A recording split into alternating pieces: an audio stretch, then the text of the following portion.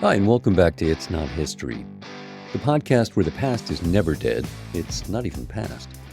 I'm Charles Stewart, and this is episode 14. Who Knew?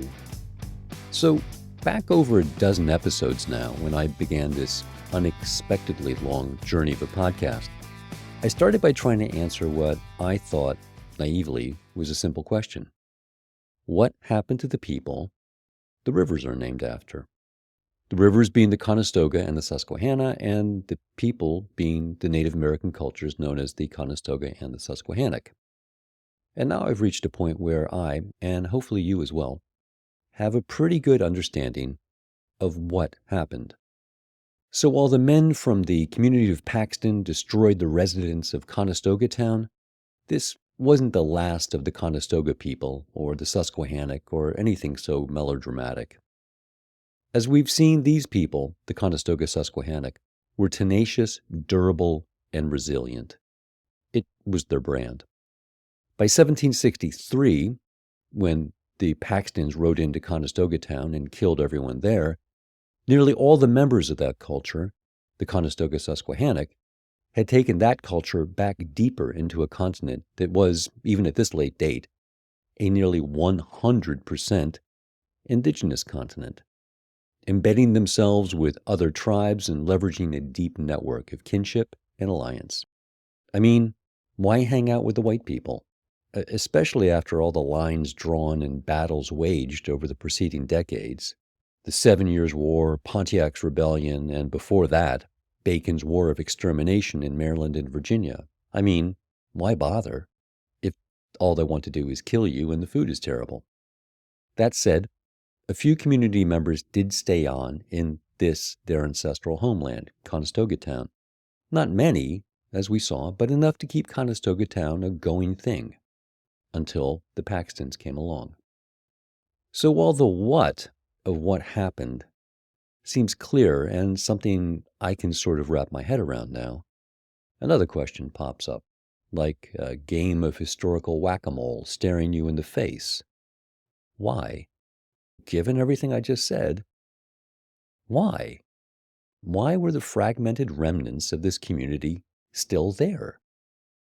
When the rest of your people book it west to safer land and security, why stay? And the Paxtons, they had been involved in a decade of bloody conflict with an enemy that was to their west, across the Susquehanna River. So why go through all the trouble of riding east in the middle of winter to target people who everyone then and now agreed posed zero threat? I mean, their occupation, the residents of Conestoga town, was making and selling baskets. They didn't even own guns. So why go east towards Lancaster and Philadelphia unless they, the Paxtons, saw that the real threat was in the east? So this is the point at which this story starts to feel less like a story about history and more like a murder mystery, which I suppose at its core it is.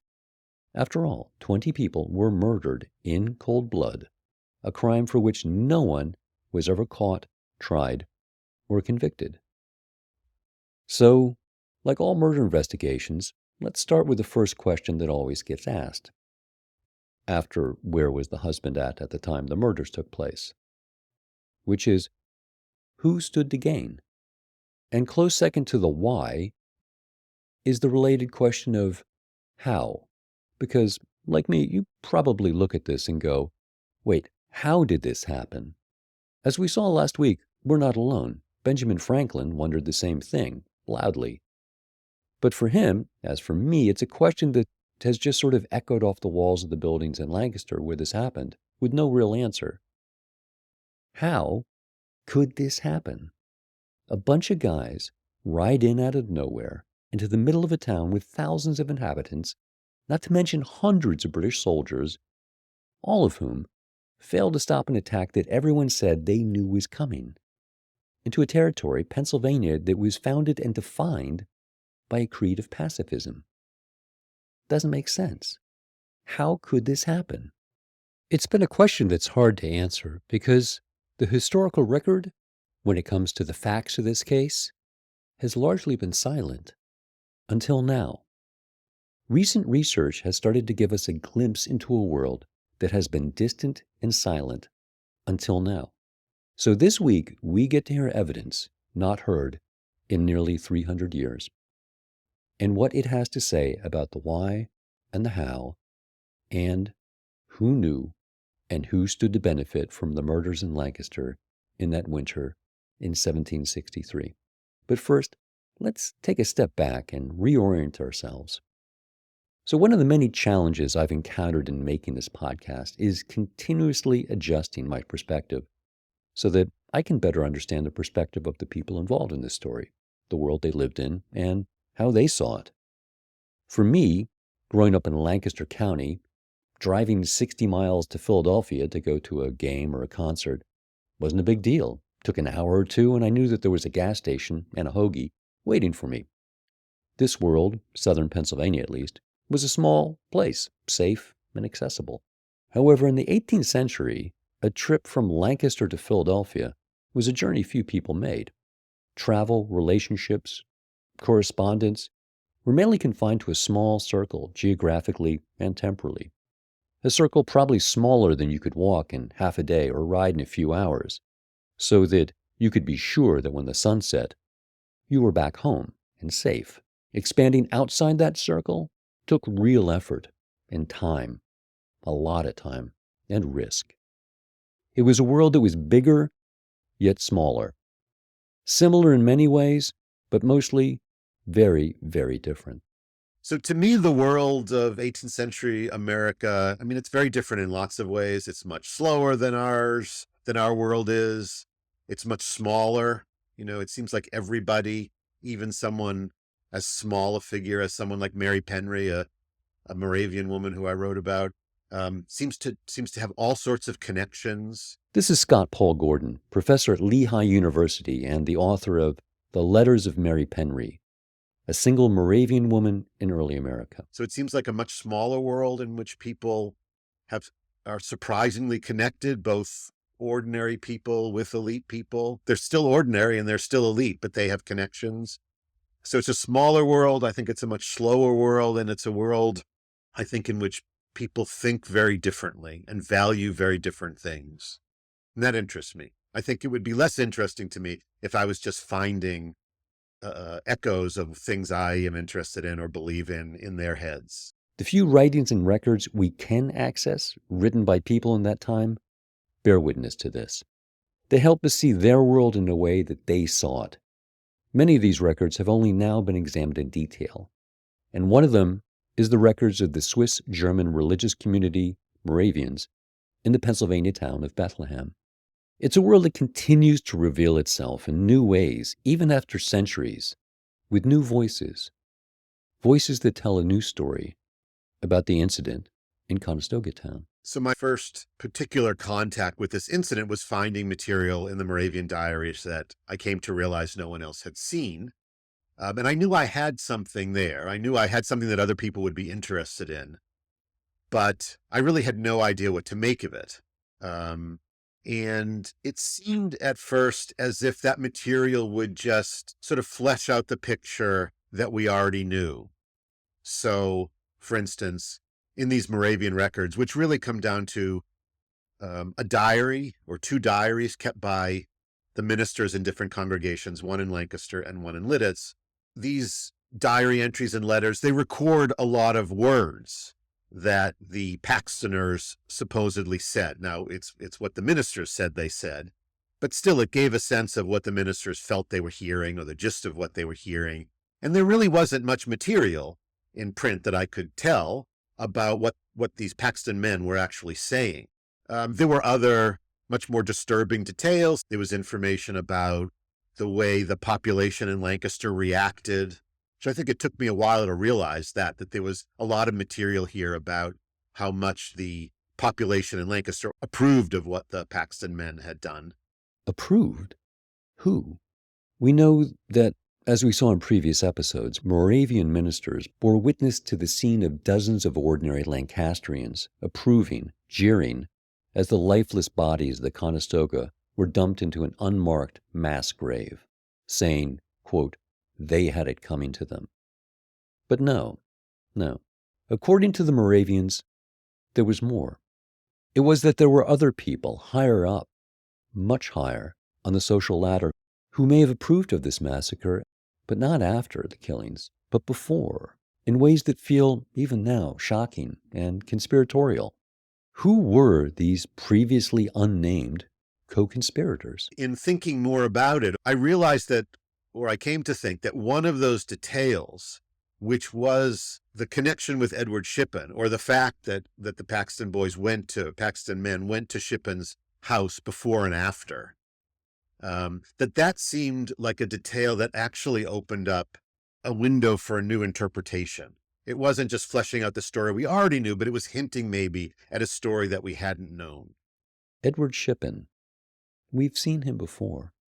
Shippen was the man who, as magistrate, moved the Conestoga survivors to Lancaster. He was conveniently in church with the Reverend Barton and other parishioners when the Paxtons struck just a few blocks away. A man seemingly of importance and influence. But who was he really? And what did he know?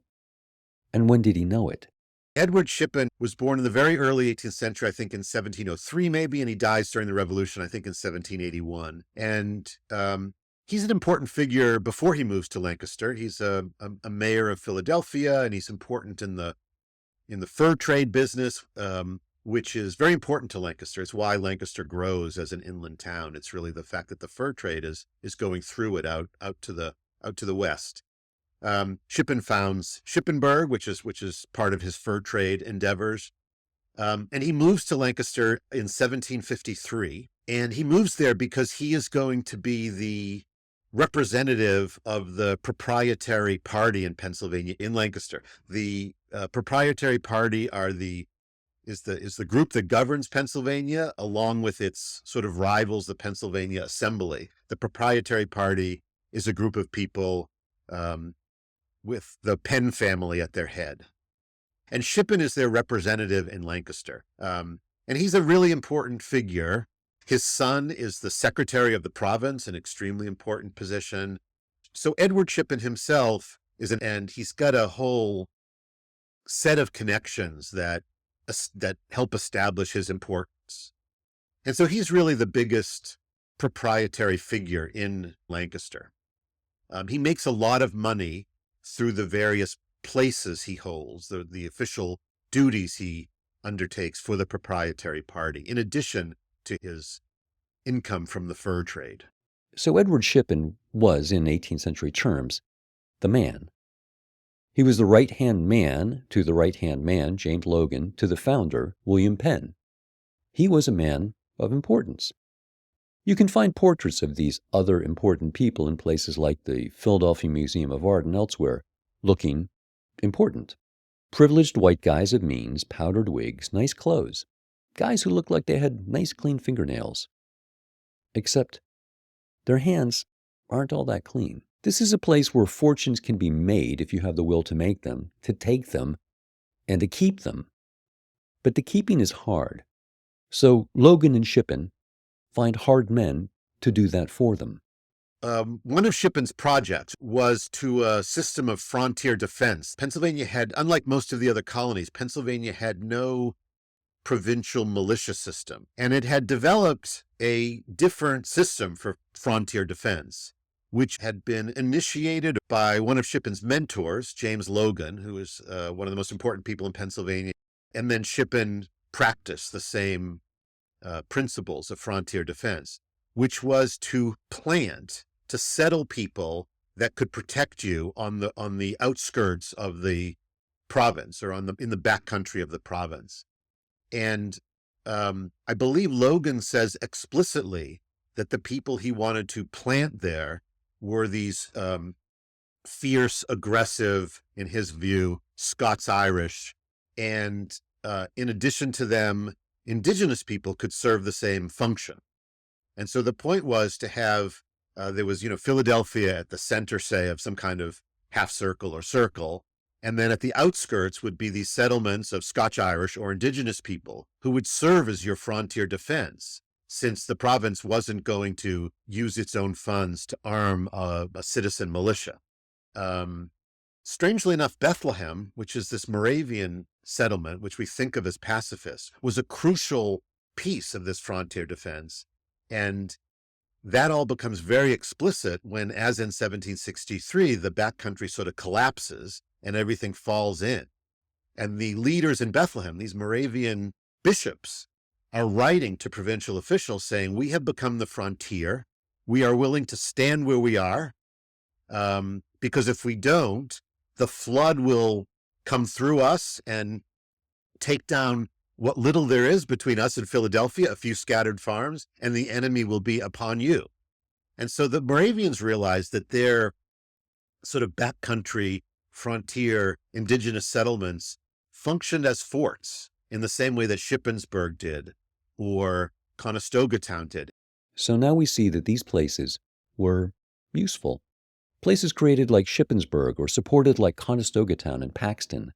Very different places inhabited by very different people, native Susquehannock, Scots-Irish and German-speaking Moravians, different languages and cultures, but all forming useful nodes on a network of influence and commerce.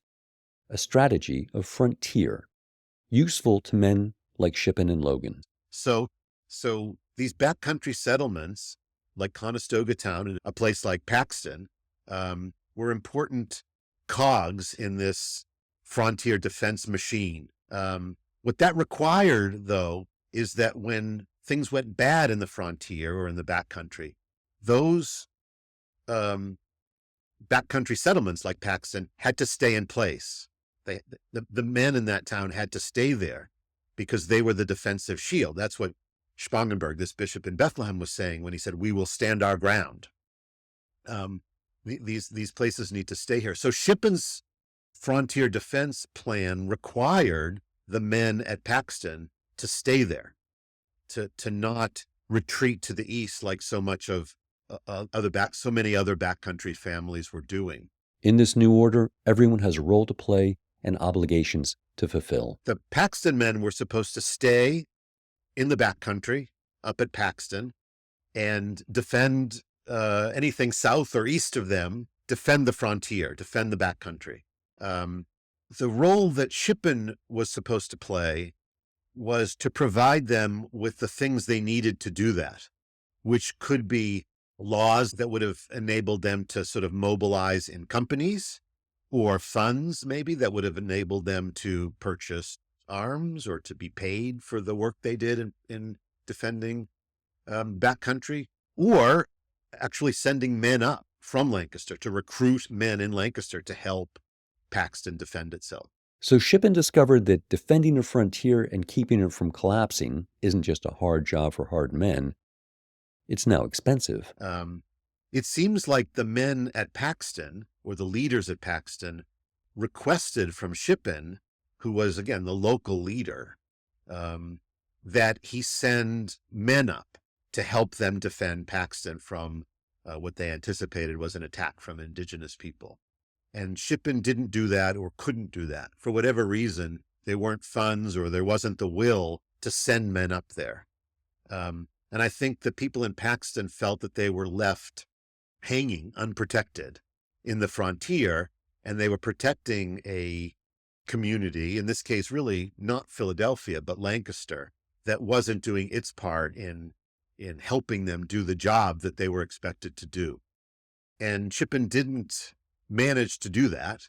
And the Paxton men got angry about being abandoned and expected to do something that Shippen wasn't helping them to do in the way he should have done. I think there's throughout 18th century Britain and America, there's a pretty strong system of deference to patriarchs.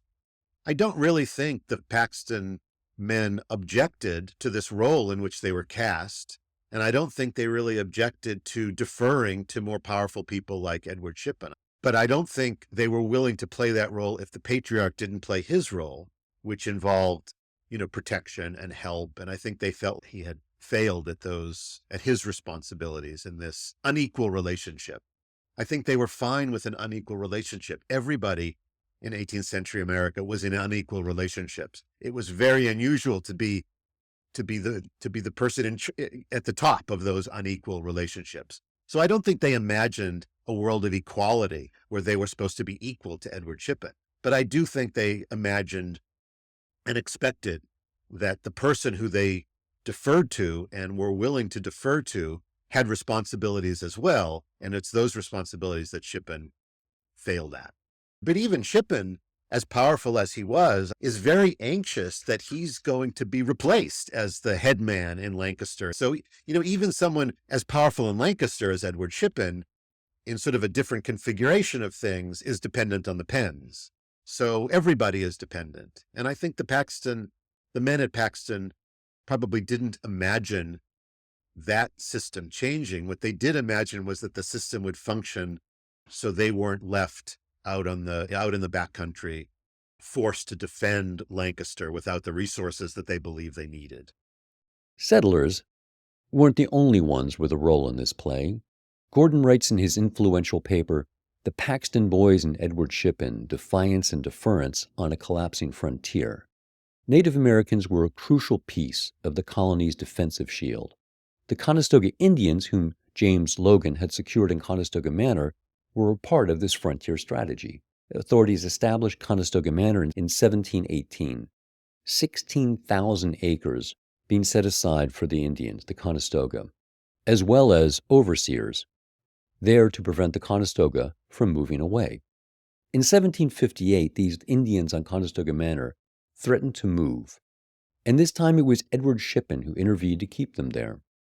When rumors reached Lancaster that they are, quote, going to leave their town, Shippen quickly wrote to the governor, quote, I think this affair of very great consequence to the province, trifling as the number of these Indians may be. Shippen's effort to, quote, keep the Conestoga Indians at Indian Town probably stemmed from his belief that the Indians were there as important elements in the colony's frontier strategy. Scott Paul Gordon. I don't think Conestoga Town, where there was a small community of Conestoga men, women, and children, has typically been enrolled in that system of frontier defense. But there is some evidence that, and it's related to Edward Shippen, that community did function probably as an information gathering community for the proprietary party.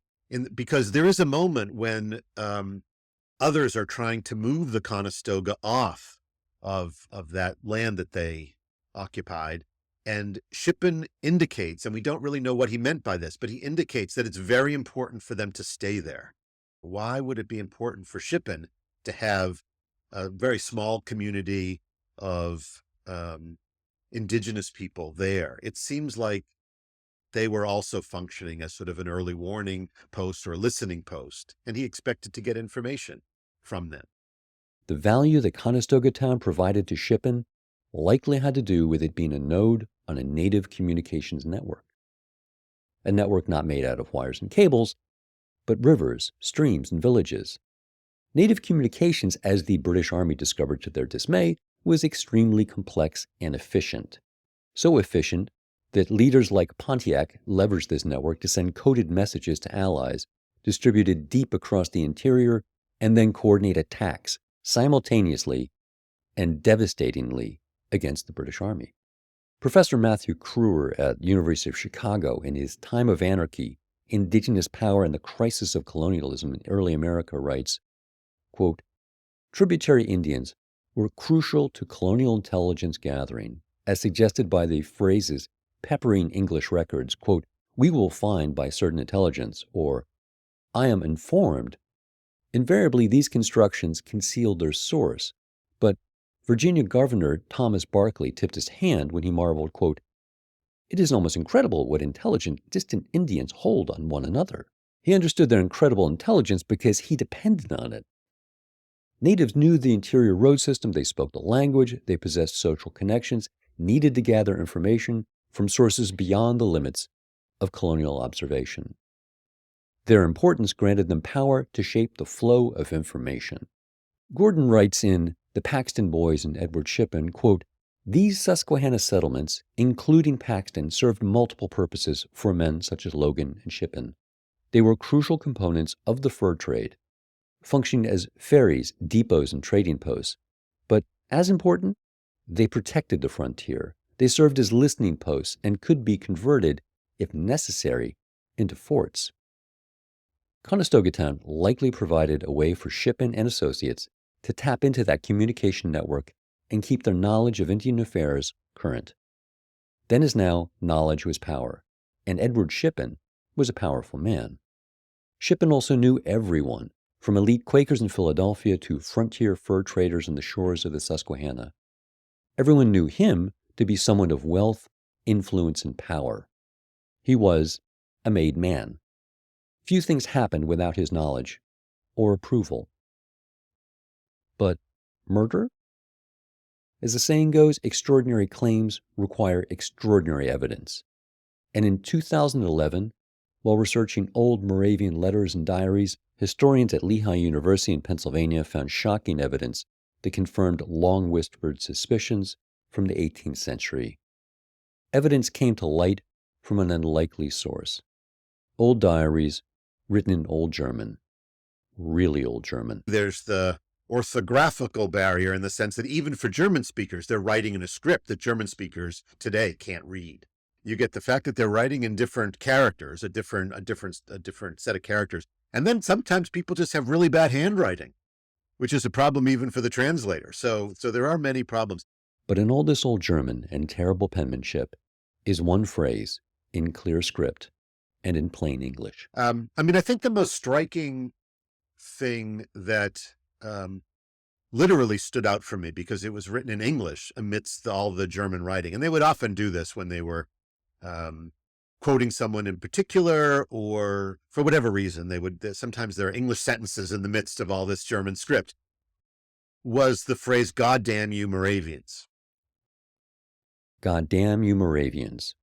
A quote, but from who? And this is what the Paxton men supposedly said when they completed their murders in Lancaster and rode to Lidditz, threatening Lidditz is a small Moravian community where everyone who lives there is Moravian, and you need permission from the church to move there, and your entire life is centered on spirituality. Lidditz is that kind of place, and the Paxton men rode to Lidditz, shot off their guns, and then shouted in English, "God damn you Moravians." And that must have felt like quite a threat. I don't think the people in Lidditz knew what the Paxton men had already done, but they certainly knew about frontier violence, backcountry violence, and to have these backcountry people ride in, shooting off guns and cursing at the Moravians must have been terrifying. The Moravians had, in several other communities, supported, sheltered, and to the Moravians' way of thinking, Christianized native Pennsylvanians. To the Paxtons, people who supported Indians were a threat, maybe even a bigger threat than the Indians themselves. God damn you Moravians, indeed. And it was the way in which the Moravian diarists and letter writers included the actual words, or included actual words, whether they were the actual words, we don't know, but included in quotations things that these backcountry murderers said. I think that really did strike me. But elsewhere in the documents was a deeper secret. But because of a number of incidents in the backcountry, the government of Pennsylvania decides to bring to Philadelphia a very large number indigenous people who've converted to the Moravian faith. But I think about 120 or more indigenous people are brought from the backcountry down to Philadelphia in November. And that only intensifies the anger of the backcountry, because they feel like they're out there unprotected, under-resourced, not helped by the people like Shippen and Lancaster. They're asking for money, they're asking for men, they're getting none of it. And here the government is spending an enormous amount of money housing and protecting and feeding indigenous people in Philadelphia. So that just intensifies their anger.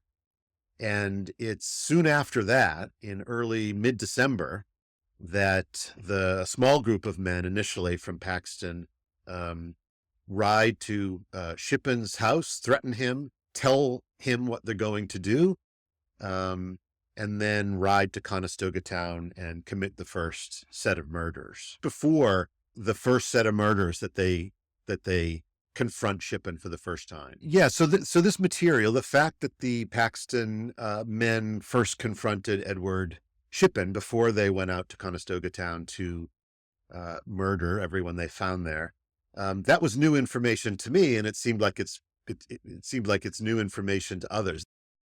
This information came in only a few sentences in a letter written by Matthias Hale, the minister of the Lidditz Moravian community, on December 29, 1763, a few days after the murders of the Conestoga Indians in Lancaster. He wrote to the Moravian community in Bethlehem, Pennsylvania. Hale described a scene in Lancaster only a few weeks before.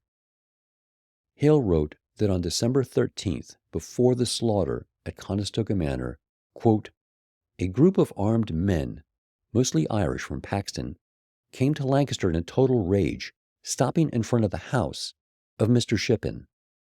They announced that they intended to kill all Indians living on manor land. Mr. Shippen tried to dissuade them, but wasn't able to prevent it. They did as they said, and fell upon the Indian village, murdering all who were there. The murderers afterwards jubilantly paraded the scalps, the trophies of their success, through Lancaster, and the townspeople laughed. Gordon writes that by returning to Lancaster and displaying the evidence of their violence, the men from Paxton boasted that they had done exactly what Shippen had forbidden. But did he? In previous episodes, I and others have described a scene where men ride from the community of Paxton towards Conestoga town, murder its inhabitants, and then ride home. Except it couldn't have happened this way. Paxton Township is nearly 50 miles from the center of Lancaster. A hard day's riding. Across frozen fields and roads? They didn't go home that night. They confronted Shippen, spent the night in Lancaster, where they then finalized their plans. So the attack didn't come from Paxton. It came from Lancaster. A subtle but crucial difference. The narrative that I've always had in my head, and that of my collaborators too, is that the Paxton Rangers, fired up by months, years of fighting Indians, spurred on by the leader of their community, the, quote, fighting pastor John Elder, rode from their Scots-Irish community to destroy Conestoga town and its inhabitants. Except that's not what happened. The words ringing in their ears when they approached Conestoga town weren't those of the Presbyterian pastor John Elder. No. Those were the words of the Anglican mayor of Lancaster, Edward Shippen. We don't know what was said that night in Lancaster, but whatever it was, it either triggered the Paxtons or inspired them. And when they woke in Lancaster City, not Paxton, and rode 18 miles to Conestoga town, raised it, and then headed north along the Susquehanna River, home to Paxton. Back in Lancaster on that morning of December 14th, Shippen doubtless took stock of what had happened the night before and what was surely now happening in Conestoga town, and how to respond to the accusations of complicity that would surely follow. I don't think Shippen necessarily knew what was going to happen next. I think he feared it because he warns officials in Philadelphia, I believe. He maybe even, you could say, he begs them to take those Conestogas into protection in Philadelphia as well. That doesn't happen, and very soon after that, the second massacre occurs at the jail in Lancaster itself. So to me, Shippen is more clumsy and ineffectual than complicit. And again, I think the Paxton men were threatening him, maybe not with such physical harm, but were threatening him as well as threatening indigenous people and threatening Moravians and perhaps others. I don't think the threat was the same. I don't think they were threatening to exterminate him, but I think they were trying to scare him into becoming more successful at his job as a local authority. If they did, in fact, threaten Shippen, then what happened next, a brutal show of force on land under his control, then maybe their murder of the Conestoga was obscenely a proxy for violence against Shippen. No matter how pissed off the Paxtons were, they knew in their bones that attacking a member of the elite in his home in the middle of town, let alone a crown official and magistrate, they would hang. It was the wrong way to send a message. However, Indians on contested land in the third act of a decade-long war with Indians? Now, that would send a message to Philadelphia, humiliate Shippen, and open up fertile land to settlement, while hopefully not sending them, the Paxtons, to the gallows.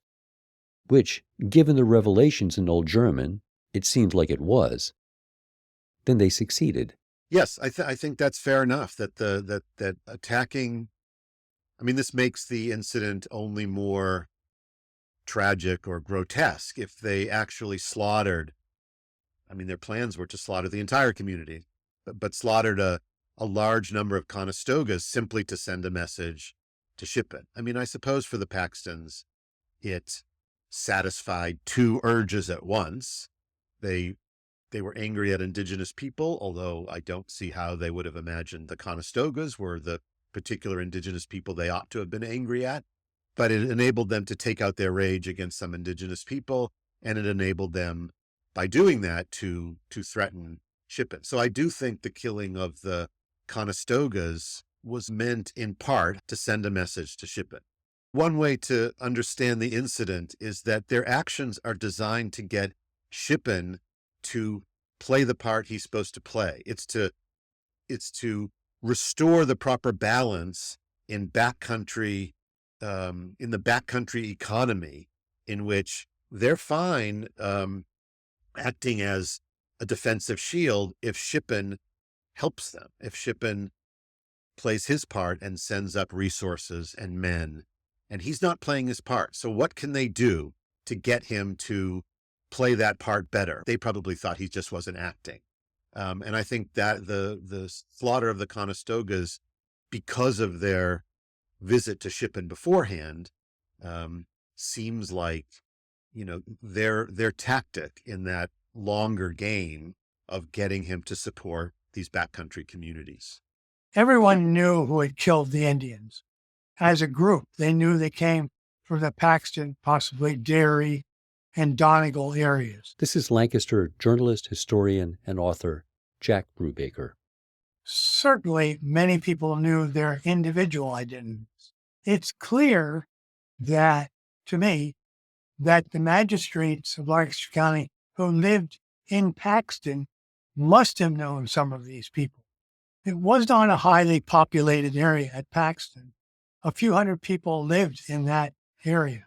And Edward Shippen asked the two magistrates who lived in that area to interview and take affidavits from people who hated Indians, rather than looking for the guys who killed the Indians. It boggles the mind. This is 260 some years later, boggles the mind.